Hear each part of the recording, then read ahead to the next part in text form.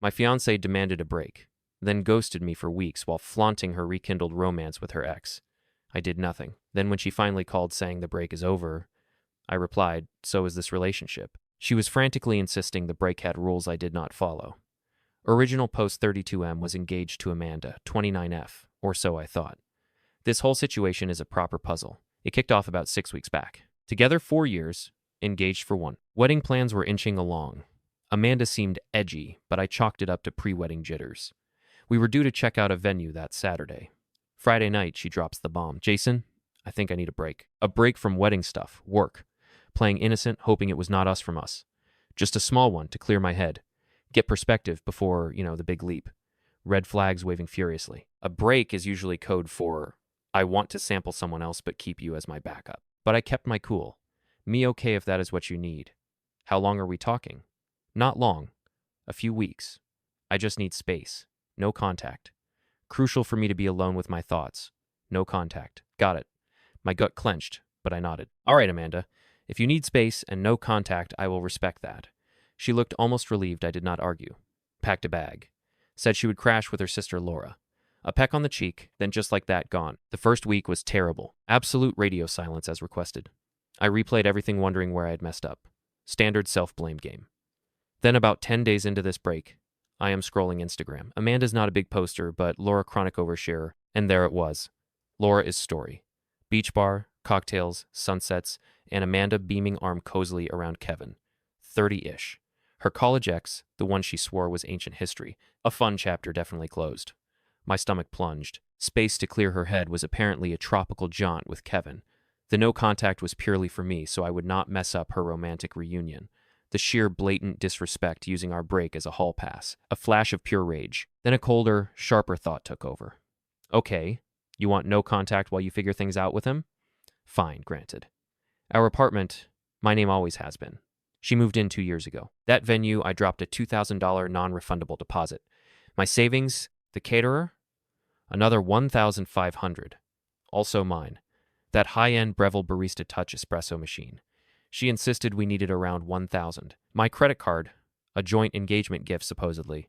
But guess who paid? I already considered that machine mine, regardless of her input. I did not explode. Just started taking mental notes and making a few quiet calls. The apartment, my space, her key was an issue easily solved. The venue caterer called both. Wedding off, forfeited the deposits. Stung, but better than throwing more good money after bad. Got email confirmations. The ring, she still had it. My grandmother's ring, hugely sentimental beyond its cash value. That was a priority. I did not text, did not call, honored her no contact to the letter. Just waited and gathered my documents, my resolve. Let her enjoy her break. About 4 weeks after she vanished, my phone rings. Unknown number. Had a feeling. Update 1. Yep, it was Amanda calling from a burner, I guess, since she probably figured I would ignore her real number after the ghosting and the Instagram fame with Kevin. Smooth me. Hello, Amanda. All breezy and cheerful. Jason, hi, so, good news. The break is over. I have had a good think, and I am ready to come home and get back to us. The sheer, unadulterated audacity. I almost choked. Me calm level. Oh, is it interesting? Because while your break might be over, Amanda, so is this relationship. Dead silence. I could practically hear the cogs whirring and grinding in her head. Amanda? What? Jason, what are you on about? Do not be like that. The break had rules. We said a few weeks. It has been a few weeks. Me, the rules were no contact. So you could clear your head, which you did on a beach with Kevin, but saw Laura is Instagram. Looked like you two had a fantastic time. More silence, then a sputtering noise. Amanda, that was nothing. Kevin was just around. Laura invited him. It was not like that. We just talked. You are blowing this totally out of proportion. The break was about us, for me to get clarity for us. The entitlement was already bubbling to the surface. She genuinely believed she could just stroll back in. Me, Amanda, you asked for no contact. You vacationed with your ex. Did you think I would not find out? You made your choice. The relationship is over.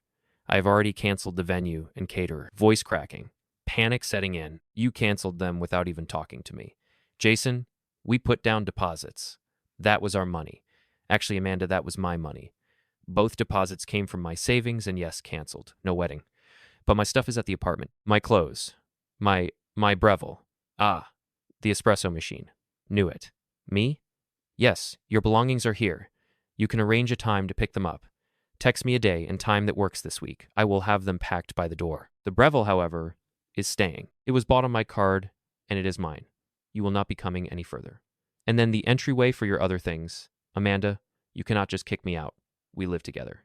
And the ring, Jason. The ring, you cannot just end an engagement like this. There are protocols. The apartment is solely in my name, Amanda. You lived here with me. As for the ring, yes. Let us discuss that. It is my grandmother is. I expect it back when you retrieve your things. You are being an absolute monster. This is not fair. I needed that break. You are supposed to be understanding. You did not follow the rules. You were supposed to wait for me. I waited, and I saw your choice during your break. The only rule you followed was no contact with Jason. The rest was clearly open season for you. Text me a time for your stuff.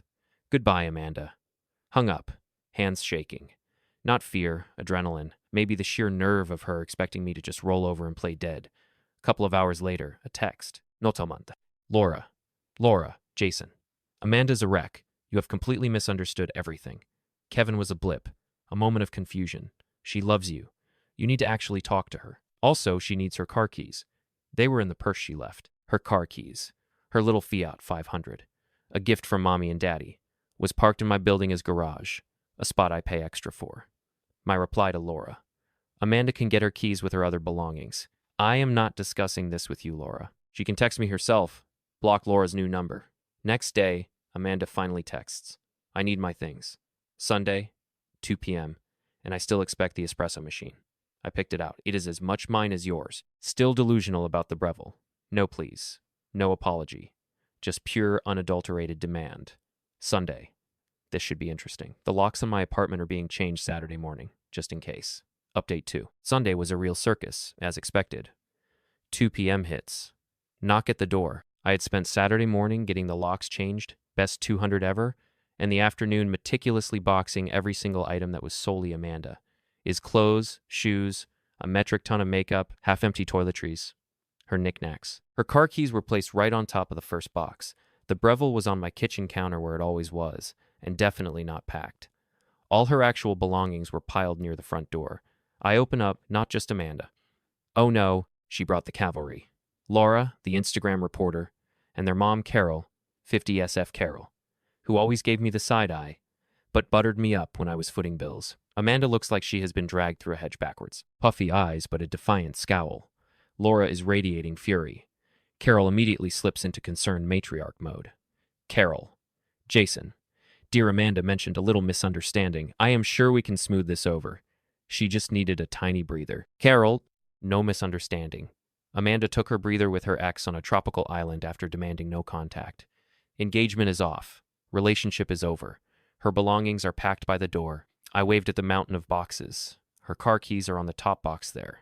Amanda, eyes darting to the boxes, then passed me to the kitchen counter where the Breville sat. Where is the Breville? You said you packed my things? I told you I picked that out. It is ours. Me? I packed your things, Amanda. The Breville was a gift to us. Yes. But paid for on my card, and it stays with me in my apartment. Consider the coffees you had your share. You cannot do that. That is basically stealing. She loves that machine. Not stealing if it is mine in my apartment. Take the rest of your actual belongings. Jason, this is hardly appropriate behavior.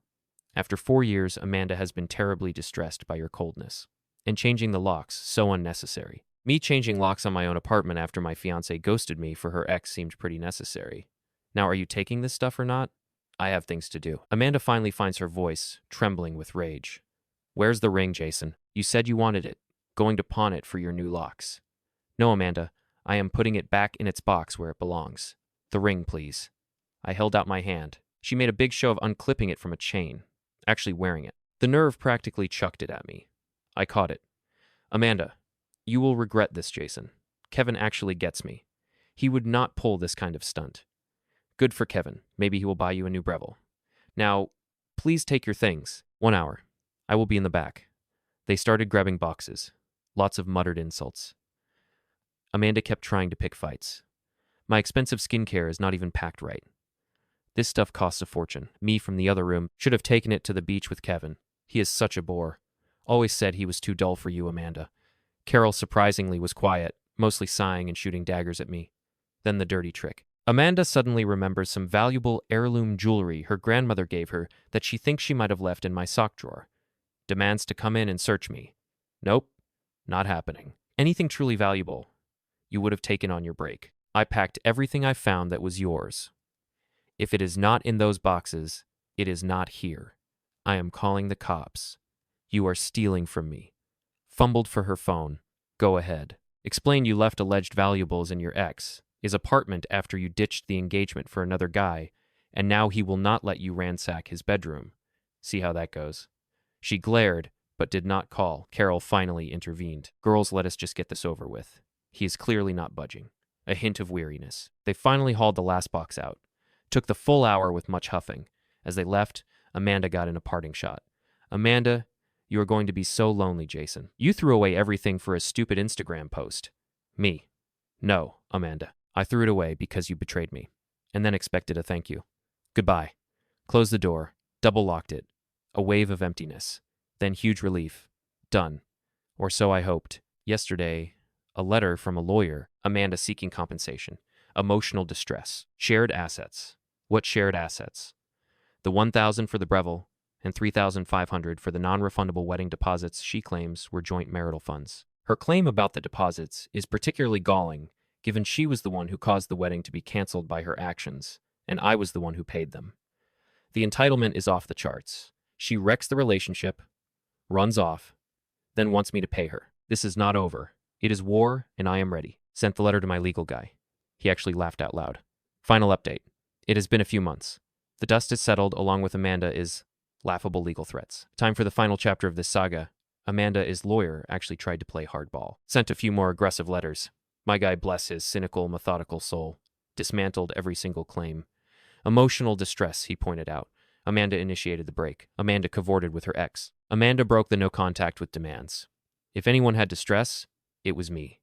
Shared assets deposits, Betrayal. My lawyer sent copies of my bank statements showing the deposits came from my pre-existing individual account. Credit card statement for the Betrayal, also solely mine, he politely noted. Shared assets usually involve actual shared finances, which we never had. Thank goodness for my paranoia. He also highlighted that the financial loss from the deposits was a direct consequence of her actions leading to the wedding cancellation. The rules of the break, her lawyer argued. I violated the spirit of the break. My lawyer's reply was gold. The spirit of the break appeared to involve your client vacationing with another man while expecting our client to remain ignorant. Our client simply accepted the reality your client presented. Perfect. After a particularly pointed letter from my lawyer hinting Amanda could be liable for my legal fees for a frivolous claim, her lawyer went radio silent. Heard through the grapevine. A mutual acquaintance who saw through Amanda is nonsense that her lawyer told her she had zero case and risked paying my costs. The fallout for Amanda, pretty significant, Kevin, predictably, once the vacation glow faded. And reality, and Amanda's broke, demanding self-hit. He bailed, was not keen on funding her lifestyle, or her legal vendetta lasted about 2 weeks after she tried to move in. Living situation crashed with Laura. That imploded when Amanda expected Laura to be her ATM and therapist. Laura eventually kicked her out. Last I heard, Amanda swallowed her pride and moved back with her parents. Carol is reportedly deeply disappointed in Amanda for making such a mess. Oh, the irony. Finances. She has had to get an actual full-time job. The horror. No more relying on me. That $3,500 she wanted from me for deposits. She is now learning the value of earning it. The Betrayal pettiest, but most satisfying. The acquaintance said Amanda still whines about the Betrayal. Tried to get Carol to buy her a new one. Carol apparently told her to save up for it herself. As for me, first month was rough. Felt like an idiot, but anger turned to resolve. Those legal letters were stressful, but seeing them shut down was validating. The apartment feels like mine again. Got rid of her clutter, repainted. It is lighter. My grandmother's ring is safe. The revenge was not dramatic. It was calm, methodical refusal to be played. Refusing to fund her bad choices, refusing to let her paint me as the villain. She wanted a break and no contact. Fine. Permanent. Flaunted her ex. Fine. She dealt with that fallout alone. Entitled to my money. Apartment ring. Even my espresso machine after stabbing me in the back. Absolutely not. Watching her entitlement crash into the wall of consequences was the real payoff. She genuinely believed she could have it all. Send me the bill and have me wait patiently. Her frantic whining that I did not follow her rules for a break she used to cheat still baffles me. No contact from her or her clan since the lawyers shut them up, Bliss dating casually focusing on me. It is good. Amanda played a stupid game. She won a stupid prize. And honestly, that quiet apartment and the silence where her demands used to be, sweetest justice.